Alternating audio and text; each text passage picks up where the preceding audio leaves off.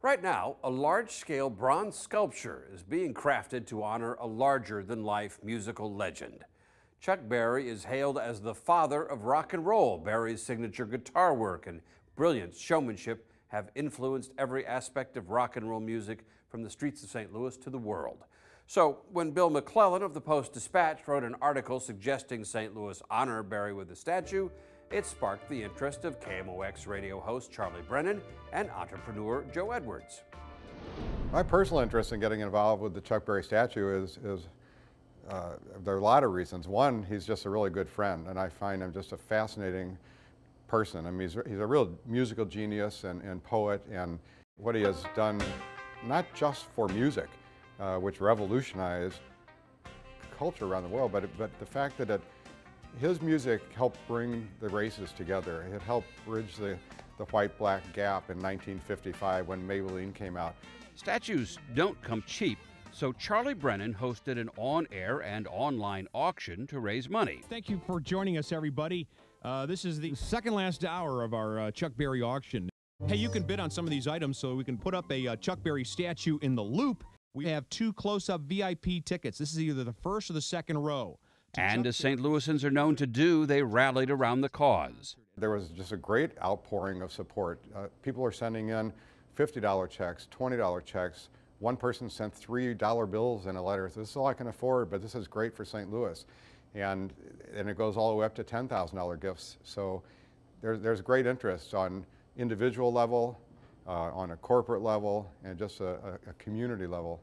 Not just any statue would do. Berry's big influence required a large, lifelike statue. So renowned artist Harry Weber was called in to do what he does best. My stock and trade in sculpture is movement. And of course, Chuck Berry not only moved himself, but caused lots of other people to move. So I wanted to get the spirit of what he was doing and still have a sculpture that could be displayed in a city environment. The thing I appreciate about Harry's is that he's able to bring motion to a static bronze piece. The 2-foot model of the statue has Chuck in a pose where, you know, one foot is up, his hand is this way, the other hand is this way, and he's singing, and just you can really feel him start to kick up that foot and crouch down and wail and play the guitar as magnificently as he always does. So you get so much out of Harry Weber's statues, and this one in particular, I think, has more motion than anything I've seen him do before. For Weber, the challenge is making this 8-foot-tall, 40-ton bronze image of Berry a true representation of the moment. I'm trying to get him in the act of singing. He's almost either coming into or going out of the duck walk, moving across the stage. And if you've ever seen him perform, still at over 80, he obviously just really enjoys what he's doing, to the point of joy, and that's what I wanted to get in his face. How does Harry Weber achieve these moments frozen in time? Well, he studies human nature and works from his imagination. Can I capture the way it must have been in the late 50s to see Chuck Berry play? How it must have been to see Bob Gibson deliver that 100-mile-an-hour fastball? How it must have been to see, you know, kind, gentle Red Shaindeans, who never said a mean word about anybody, have that vicious look on his face when he's turning a double play. Yeah, those are the moments you want to capture so that people that have never had a chance and will never have a chance to see that can experience the emotion that went with it. What you're looking for is how limbs pronate and how the whole body moves together. And you're always conscious of that, even when you're doing clothing. What's happening underneath that clothing that is making it move the way it does. And like anything else in art, you know, a lot of it is trial and error.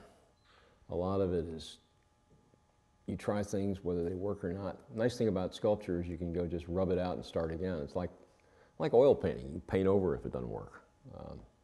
In this case, you can tear it apart if it doesn't work. For Weber, the statue means preserving the moment.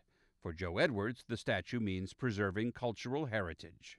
It is going to be nice to have something that'll complement the St. Louis Walk of Fame star and informative plaque, and that's to have a 3-dimensional statue of the legendary Chuck Berry. As for the elusive Chuck Berry, he has given the project his blessing. I think he's actually pretty shy about honors. where he wouldn't feel comfortable probably saying what he felt about it and all, but I know that he's happy people are interested in him and his music, and this is a great way to remember him. When complete, the bronze will be placed, you guessed it, across the street from Blueberry Hill on Delmar Boulevard, where Chuck Berry was the first person inducted into the St. Louis Walk of Fame.